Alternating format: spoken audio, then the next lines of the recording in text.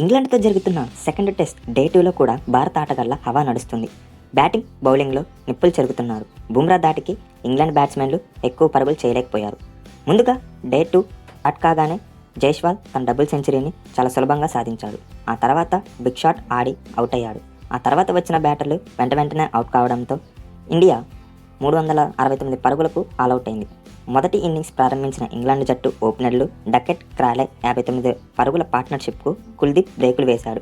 మరోవైపు క్రాలే అద్భుతమైన బ్యాటింగ్తో కొంచెం సేపు డేంజర్గా మారాడు. మ్యాచ్ స్వరూపాన్నే మార్చేశాడు. ఈ క్రమంలో అక్షర్ పటేల్ బౌలింగ్లో శ్రేయస్ అయ్యర్ ఒక మంచి క్యాచ్ పట్టడంతో క్రాలే ఇన్నింగ్స్ ముగిసింది. ఆ తర్వాత వచ్చిన బ్యాటర్లు ఎవరూ పెద్ద స్కోర్లు చేయలేకపోయారు. బుమ్రా దాటికి ఇంగ్లాండ్ బ్యాటర్ గ్రీజులో నిలవలేకపోయారు. అయల్ పోపుకు బుమ్రా వేసిన యార్కర్ మ్యాచ్కు హైలైట్గా నిలిచింది. కొంచెంసేపు స్టోక్స్ బాగా ఆడినప్పటికీ బుమ్రా బౌలింగ్లో వెనుదిరిగాడు.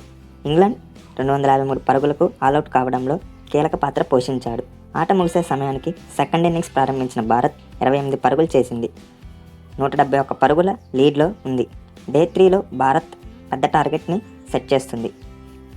భారత్ పెద్ద టార్గెట్ని సెట్ చేస్తే ఇంగ్లాండ్కు మ్యాచ్ గెలవడం చాలా కష్టంగా మారనుంది. మోర్ వీడియోస్ కోసం మన ఛానల్ని సబ్స్క్రైబ్ చేయొచ్చు కదా.